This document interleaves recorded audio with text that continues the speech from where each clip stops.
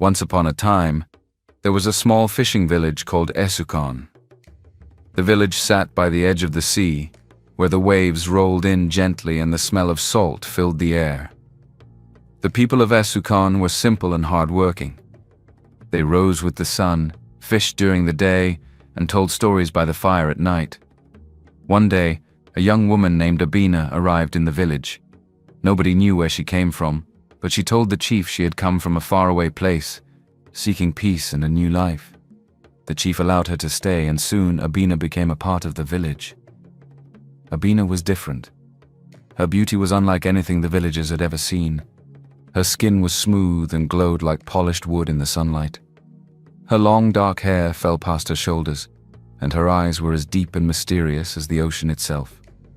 She moved with grace, and when she spoke, her soft voice seemed to carry the calm of the sea.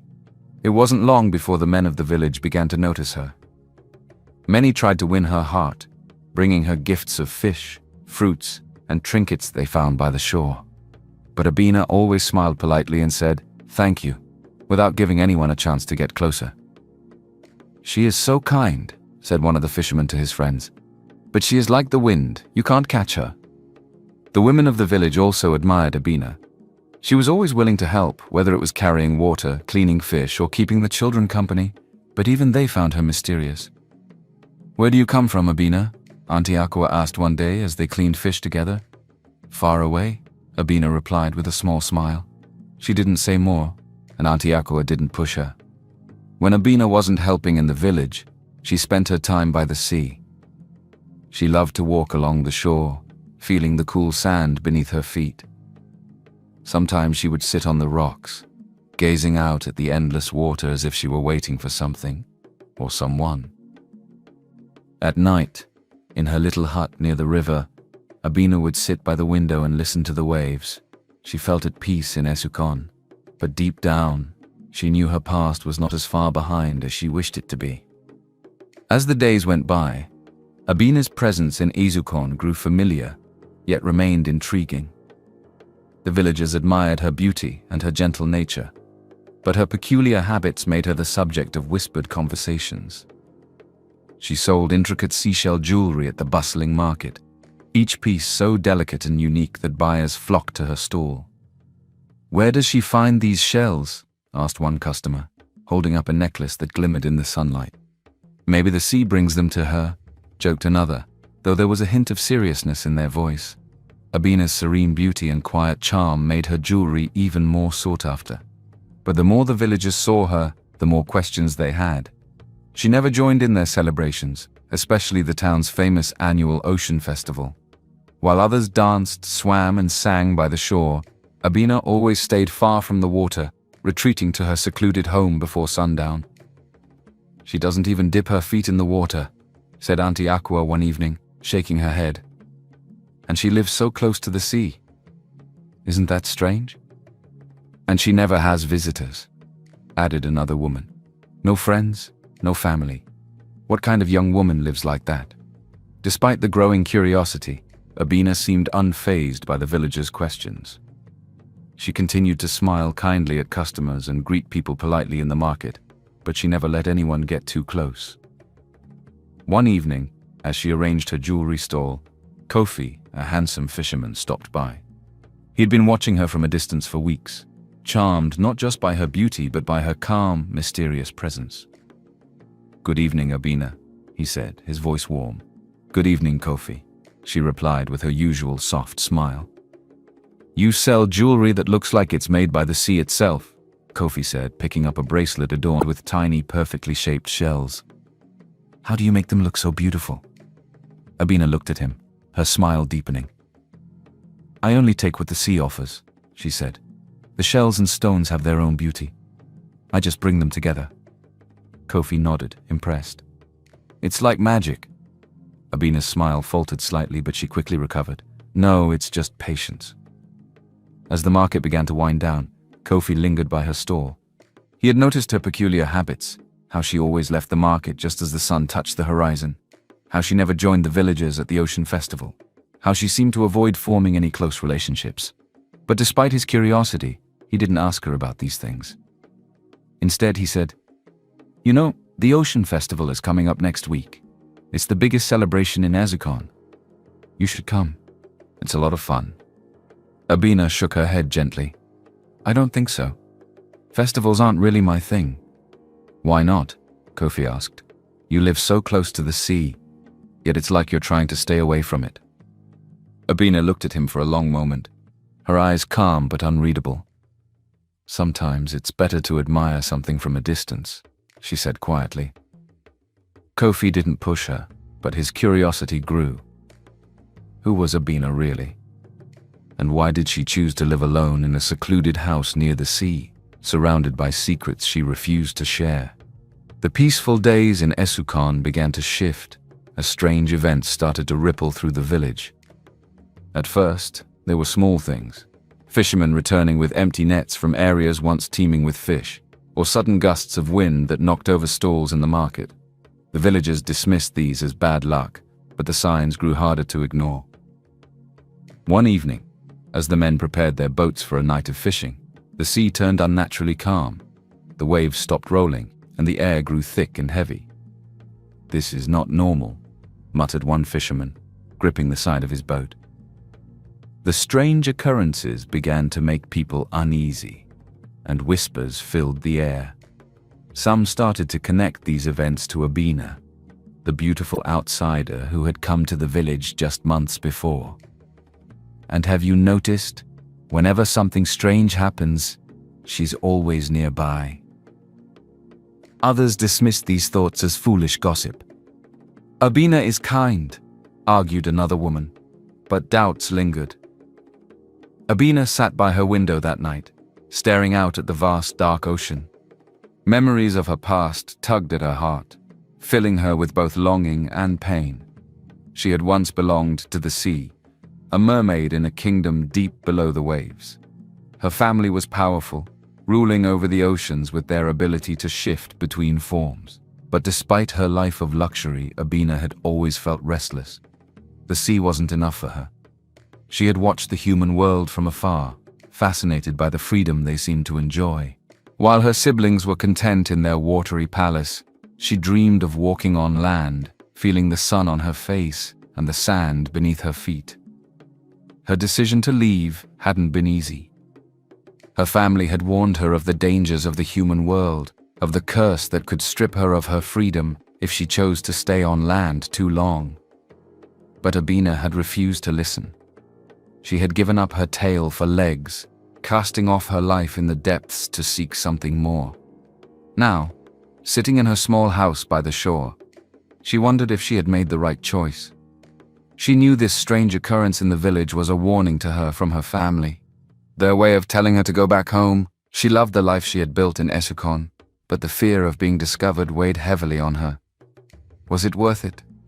She whispered to herself, her voice trembling. Abina's dreams of freedom clashed with the reality she faced. She had traded the safety of her home for a life of uncertainty. Kofi, the young fisherman who had grown close to Abina, continued to notice her peculiar habits. He couldn't deny his feelings for her. There was something about her quiet strength and mysterious aura that drew him in, but he couldn't ignore the questions piling up in his mind. One night, Kofi decided to visit Abina's house. He wanted to reassure her, to let her know he was on her side. When he arrived, he found her sitting by the window, lost in thought. "Abina," he said softly, stepping inside.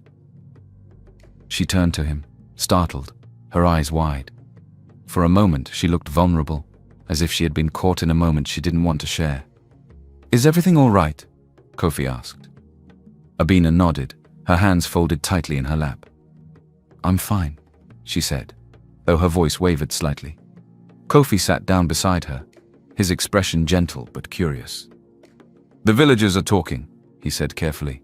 "They think you're connected to what's happening. I don't believe them, but I need to understand. Abina, is there something you're not telling me?" Abina looked at him for a long moment, her dark eyes filled with sorrow. She opened her mouth as if to speak, but then closed it again, struggling with the weight of her secret. "Kofi," she said finally, "there are things about me that I can't explain. Not yet." "Why not?" he asked, his voice tinged with frustration. Because if I do, you might see me differently, she said. Her words hung in the air, heavy with meaning. Kofi reached out and took her hand, his grip warm and steady. I won't turn away, Abina. Whatever it is, I'll stand by you. But Abina couldn't respond. The fear in her heart was too strong. The silence between them grew. Though Kofi meant every word, he couldn't shake the feeling that Abina was keeping something important from him. When he left her house that night, his heart was heavy with doubt. In the days that followed, Kofi decided to keep his distance. Though he loved Abina, the rumors in the village and her refusal to trust him made him question their bond. He convinced himself it was better to give her space, even if it pained him to do so. Abina noticed his absence. As she walked through the market or sat by the shore, she wondered if Kofi had given up on her. The thought made her chest ache, but she knew she couldn't blame him. She had chosen this life of freedom, and it came with sacrifices. The strange events in Esukon showed no signs of stopping. The villagers continued to whisper about the unusual happenings. The dead fish on the shore, the calm sea when it should have been restless, and the growing sense of unease in the air. Some believed the sea itself was angry, while others pointed their suspicions at Abina. Abina, meanwhile, faced her own inner turmoil. She thought about the family she had left behind. Her magical family had always controlled her life, dictating where she could go, what she could do, and most importantly, who she could love. They had warned her against forming connections with humans, calling it dangerous and foolish, and when she left the sea behind, she believed she was leaving her old life for good. Yet, in the quiet of her home, the voice of her family haunted her. It echoed in her mind, pulling her back to a world she no longer wanted to be a part of. Come back, they seemed to say. The human world will never accept you. One night, as the moon shone brightly over the waves, Abina stood at the water's edge. The tide lapped at her feet, cold and inviting. She closed her eyes and took a deep breath, speaking aloud as if her family could hear her. I won't go back, she said firmly. This is my life now. I choose to stay here. At that moment, the sea seemed to stir. A strong wave crashed against the shore, soaking the hem of her dress. In her heart, she knew her family was trying to send her a message, warning her that she was making a mistake. But Abina refused to listen. She thought of Esukon, the people she had grown to care for, the simple joy of selling her jewelry at the market, and even the warmth of Kofi's smile, though he had been keeping his distance lately. She had chosen this life, and she wasn't going to give it up. If love with humans brings pain, she whispered, then I will face it. Love is worth the risk. Not long after, a wealthy trader named Kojo arrived in Esukon. His caravan brought spices, fabrics, and other goods from distant lands, and his presence caused a stir in the village. Kojo was tall, confident, and quick to charm everyone he met. When he first saw Abina at the market, arranging her seashell jewelry on a wooden table, he was struck by her beauty. Who is she? Kojo asked one of the villagers. Her name is Abina, the villager replied. She's new here. Kojo wasted no time introducing himself. He approached Abina with a broad smile, carrying a basket of fine silk scarves. Good morning, Abina, he said. I've heard much about you. Abina looked up, surprised by the stranger's boldness. Good morning, she replied politely. These scarves would suit you, Kojo said, holding up a deep blue one that reminded Abina of the ocean. A gift for the most beautiful woman in Esukon. Abina smiled faintly but shook her head. Thank you, but I can't accept it. Kojo chuckled. You're humble too. I like that. Over the next few days, Kojo continued to visit her at the market, showering her with compliments and gifts. He made his intentions clear, even going so far as to propose marriage after only a week. Abina, he said one evening, standing before her stall as the market quieted down. You are a rare jewel, and I want to make you my wife. I can give you everything you've ever dreamed of. Though flattered by his words, Abina knew her answer. She shook her head gently, her voice firm but kind. Thank you, Kojo. But I can't marry you. I'm not the woman you think I am. Kojo's face fell, his pride clearly wounded. Why not? Is it because I'm not from this village? I can prove my worth to you. It's not about that, Abina said. I just can't. Her refusal sent ripples through the village. People began to talk, their whispers louder than ever. Why would she turn down a man like Kojo? They asked. He's rich and handsome. What more could she want? Some began to suspect there was more to Abina's story than she let on. The jealousy and suspicion grew, adding fuel to the rumors that had already started to spread. Kojo, humiliated by her rejection, joined in the gossip. She's hiding something, he told the villagers. No woman turns down a man like me without a reason. When Kofi heard about Kojo's bold proposal to Abina, his chest tightened with jealousy.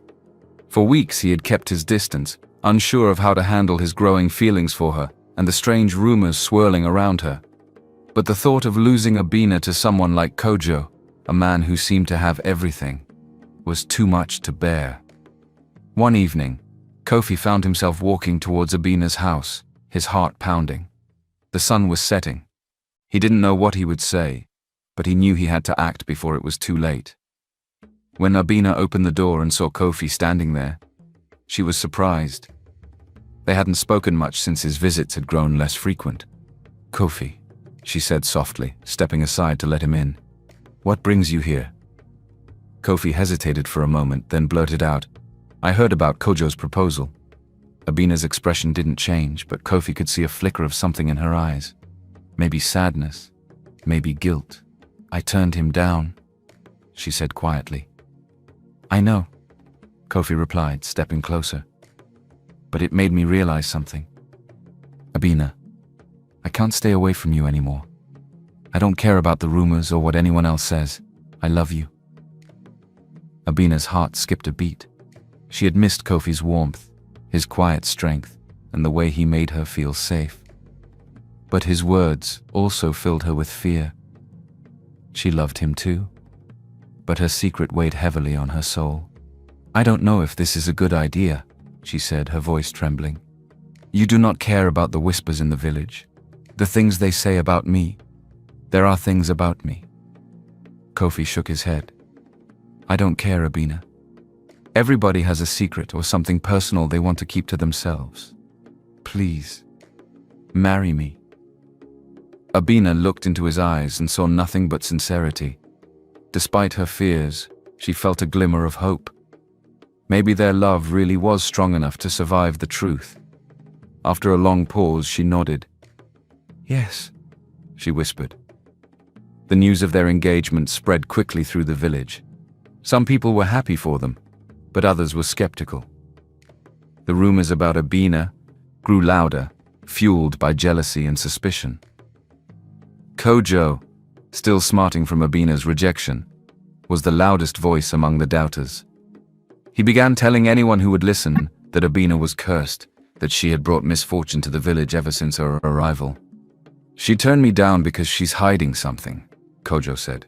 Mark my words, nothing good will come of this wedding. The gossip spread like wildfire, and soon even Kofi couldn't ignore the hostility growing around them. Desperate to protect Abina and find some peace, he decided to visit the village oracle. The oracle's hut stood at the edge of the forest, shrouded in mystery. Smoke curled from a small fire outside and the scent of herbs filled the air. Kofi entered, his heart heavy with worry. The oracle, an old woman with sharp eyes, looked up as he approached. What troubles you, Kofi? She asked, her voice raspy but calm. It's about Abina, Kofi said. The villagers are turning against her. They say she's cursed, but I know she's not. I love her, and I want to marry her, but something feels wrong. The oracle stared at him for a long moment before speaking. You seek answers about her, but the truth is not mine to give. What I can tell you is this. A love built on lies will drown under the weight of truth. Kofi frowned. What does that mean? The oracle didn't answer. Instead, she turned her gaze to the fire, the flames dancing in her eyes. You must decide for yourself what is more important, love, or the truth. As Kofi left the oracle's hut, her words echoed in his mind. He loved Abina deeply, but the doubts he had buried began to resurface. Back in the village, preparations for the wedding continued, but the atmosphere was tense. The rumors, the jealousy, and the warnings all seemed to point to a storm on the horizon, one that neither Kofi nor Abina could avoid. The wedding between Abina and Kofi was the grandest event Esukon had seen in years. The entire village gathered to celebrate, dressed in their finest clothes. Women sang traditional songs, their voices rising joyfully over the sound of the ocean waves, and men danced with spirited energy. The air was filled with the aroma of freshly prepared fish and spices, and the laughter of children running about added to the festive atmosphere. Abina looked radiant in her white wrapper adorned with shells and beads, her beauty mesmerizing everyone who saw her. Kofi stood proudly by her side, his love for her written plainly on his face.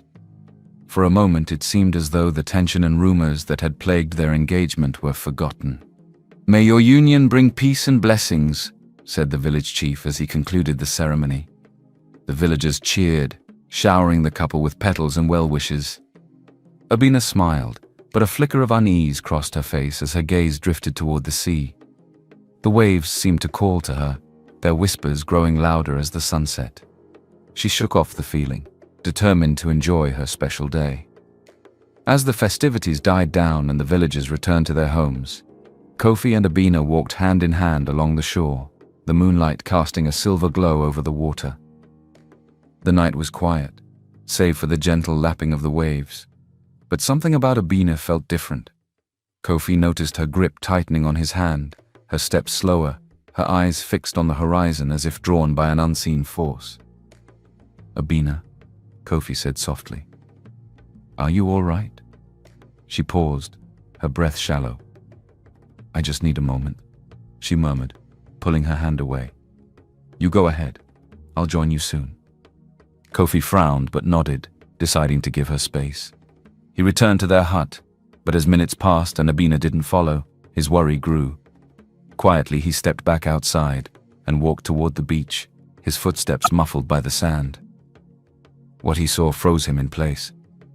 Abina stood ankle-deep in the water, the moonlight shimmering around her. Her arms were raised, and her voice, soft and melodic, seemed to blend with the sound of the waves.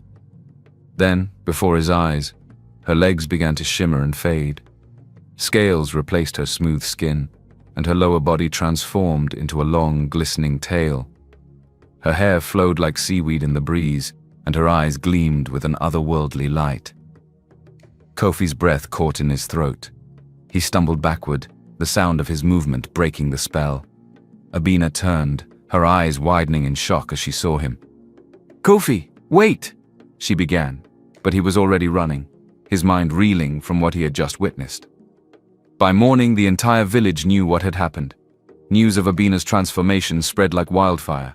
Some villagers were terrified, convinced that she was cursed and would bring disaster to Esukon. "She's a creature of the sea," one man said, crossing himself. "The sea gods will punish us for harboring her." "She must leave," another woman said firmly. "Her kind don't belong among humans." But others were more cautious. "What if the gods are watching?" an elder whispered. "Banishing her might anger them." Kofi, however, was neither afraid nor cautious. He was furious. That morning he stormed into Abina's hut, his face hard with anger. "You lied to me," he said, his voice trembling with both hurt and rage. "You let me love you, knowing it was all a lie." Abina stood silently, her eyes filled with sorrow. "I never meant to hurt you, Kofi," she said. "I wanted to tell you, but I was afraid. I love you, and I didn't want to lose you." "You love me?" Kofi scoffed. "Then why didn't you trust me? Do you have any idea what you've done? The whole village is turning against us because of you." Tears filled Abina's eyes, but she didn't look away. "I never asked to be born this way," she said. "I chose to leave my world because I wanted to be free, to live like you. But I can't change what I am." Kofi stared at her, his heart torn between love and betrayal. Finally, he turned away. "I need time," he said coldly. I don't know if I can forgive this." As he walked out of the hut, Abina sank to the floor, her tears falling silently. She had always known this day might come, but it didn't make the pain any easier to bear. Days after Kofi's discovery of Abina's secret, the tension between them grew unbearable. Abina stayed mostly in her hut, her heart heavy with the fear of rejection, while Kofi wrestled with his emotions. The villagers, sensing the growing turmoil, kept their distance but continued to gossip. One evening, unable to bear the silence any longer, Abina invited Kofi to her hut. He entered hesitantly, his face a mix of anger and confusion. Abina gestured for him to sit, and after a long moment she spoke. "Kofi," she began, her voice trembling, "I owe you the truth about who I am and where I come from." She told him everything, about her family deep in the ocean, their power as shapeshifters, and their warnings about the dangers of the human world. She spoke of her decision to leave, her longing for freedom, and the life she had built in Esukon. "I chose you," she said, her eyes glistening with unshed tears. "I chose this life because I believed it was worth the risk. But I understand if you can't accept me." Kofi listened, his jaw clenched, his hands gripping the edge of his chair. He wanted to tell her he understood, that he still loved her, but every time he thought of her tail shimmering in the moonlight, he felt a pang of fear. "I don't know, Abina," he said finally. "I don't know if I can look at you the same way." As the words left his mouth, Abina's heart broke. She turned away, her shoulders trembling, but before she could respond, her body began to shimmer faintly, her legs flickering as though they might disappear. She clutched the table, panic flashing across her face. "What's happening?" Kofi asked, alarmed. "I'm losing control," Abina whispered. "The sea is calling me back. If I don't stay near the water, I might not be able to transform again." Kofi stared at her, torn between his love for the woman he had known and his fear of the creature she truly was. The villagers, unsettled by the rumors and the strange events that had followed Abina's arrival, decided to summon the oracle to learn the truth. They gathered at the edge of the forest, where the oracle lived, her presence always shrouded in mystery. The oracle listened as the villagers explained their fears. "Is it safe to have a mermaid living among us?" they asked. "Why has she brought these curses upon us?" The oracle, her eyes glowing with an otherworldly light, nodded slowly. "Abina is not of this realm," she said. "She belongs to the sea, a creature bound by its laws and its magic, but she is not the only one with ulterior motives." The villagers gasped, confused. "What do you mean?" one of them asked. The oracle's gaze fell on Kofi, who had reluctantly joined the gathering. "Kofi," she said, her voice sharp, "tell them why you truly sought Abina's hand." Kofi froze, his face draining of color. "I don't know what you mean," he stammered. "You do," the oracle said firmly. "Speak the truth, or I will reveal it for you." Kofi looked around, his heart pounding. Finally, he sighed, his shoulders slumping. "I didn't marry her just because I loved her," he admitted. "I've seen her with precious stones, jewels I've never seen before. I thought, if I married her, those riches would be mine. I thought she came from well." The villagers gasped in shock, their eyes darting between Kofi and Abina. Abina, who had been silent, turned to Kofi with tears streaming down her face. "You used me?" she asked, her voice breaking. "You didn't love me for who I am?" Kofi's face crumpled with shame. "I didn't know, Abina," he said desperately. "I didn't know you were... You thought I was human," she finished, her voice shaking. The oracle raised her hands, silencing the crowd. "Kofi, the stones you saw were not riches she carried. They are gifts from the sea itself. They belong to her because she is of the ocean. And now, because of your selfishness and her hidden truth, you are bound to each other." "What does that mean?" Kofi asked, panic rising in his voice. The oracle's eyes burned brighter. "You will either learn to trust each other and accept your fates, or you will face eternal separation.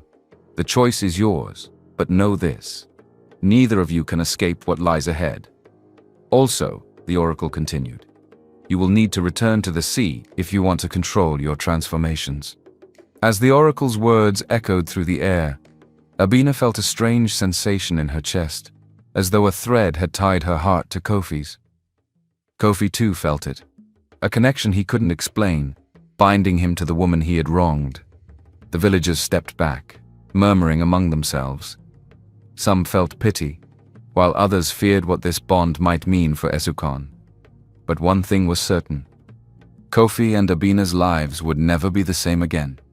The morning after the oracle's pronouncement, Kofi and Abina stood at the edge of the village, their belongings packed into a small bundle. The villagers had turned their backs on them, fearful of Abina's true nature and resentful of the chaos her presence had caused. Even those who once admired her beauty now whispered curses under their breath. "I'm sorry," Kofi said quietly, as they began their journey down the winding path toward the sea. "For what?" Abina replied, her voice distant. "For everything," he said, his head bowed. "For letting greed cloud my heart. For not being strong enough to stand by you when you needed me." Abina didn't respond immediately. Her steps were slow, her thoughts heavy. She had loved Esukon, the simple life she had tried to build, and the hope that she could escape her past. But now, that life was gone. "We have no choice now," she said finally, her voice steady but sad. "I need to return to the sea. It's the only way I can regain control of my transformation." Kofi looked at her, guilt etched across his face. He had betrayed her trust, yet here she was, allowing him to walk beside her. "I'll go with you," he said firmly. Abina paused and turned to him. "This won't be easy," she warned. "My family won't welcome you. They'll test you, and if they find you unworthy, they'll take me back and banish you forever. I'll prove to them that my love for you is real. It's no longer about riches or what I thought you could give me. I love you, Abina, for who you are." Her gaze softened, and for the first time in days, a small smile touched her lips. "Then let's go." The journey to Abina's underwater kingdom began at dusk. As the sky turned shades of purple and orange, they stood at the water's edge. Abina stepped forward, her feet sinking into the wet sand. She turned to Kofi, who looked uneasy. "Take my hand," she said. Kofi hesitated but reached out. The moment their hands touched, Abina's magic surrounded them, helping him to breathe underwater, and the ocean rose to meet them. A shimmering bubble of water formed around them, and with a rush of energy, they were pulled beneath the waves. The underwater world was breathtaking. Coral reefs in vivid colors stretched as far as the eye could see. But the beauty didn't calm Kofi's nerves. He clung to Abina's hand, his lungs filled with air only because of her magic. As they approached her family's palace, a towering structure of coral and shells, two figures emerged.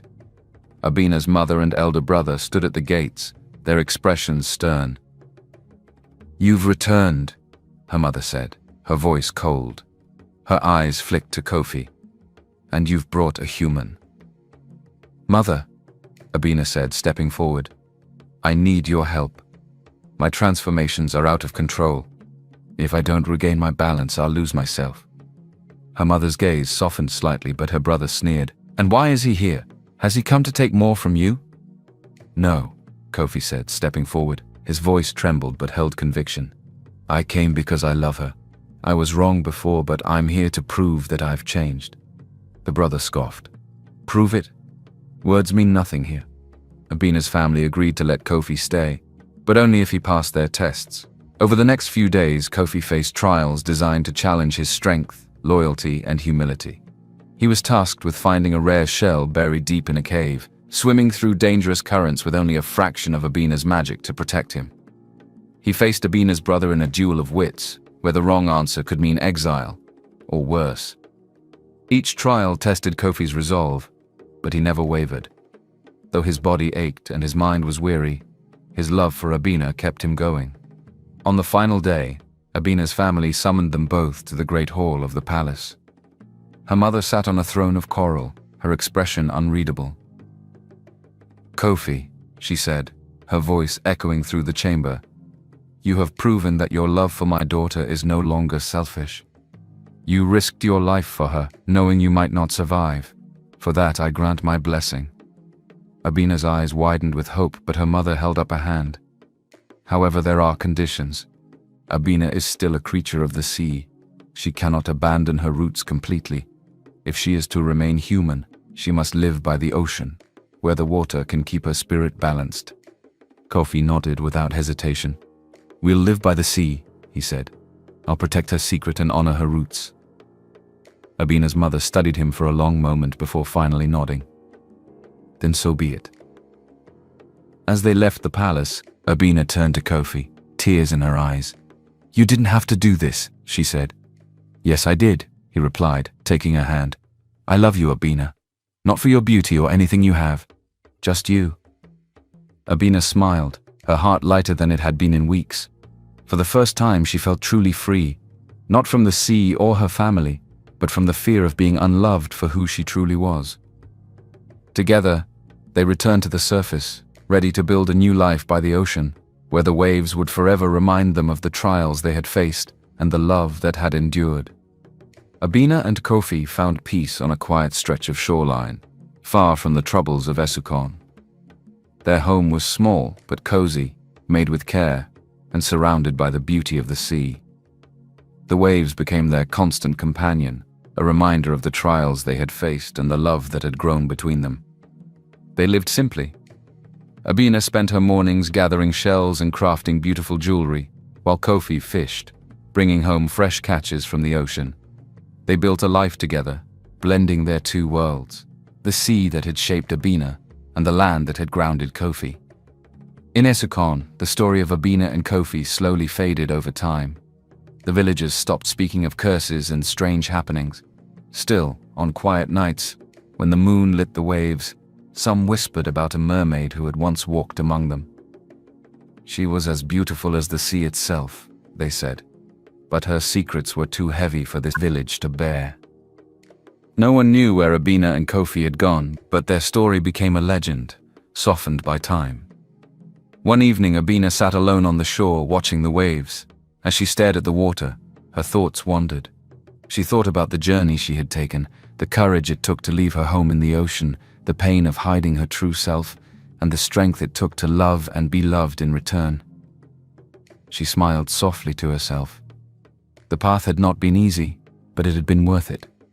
She had learned to be honest, even when it was hard, and to trust in love, even when it was uncertain. Kofi joined her, sitting quietly by her side. He didn't say anything, but his presence was enough. Together they watched the waves, their hearts full of peace. As the stars began to fill the sky, Abina felt content. She had found her place, not entirely of the sea, not entirely of the land, but somewhere in between. And that was enough. The waves rolled on, whispering secrets only the ocean could know, and Abina listened with a calm heart, ready for whatever the tide might bring.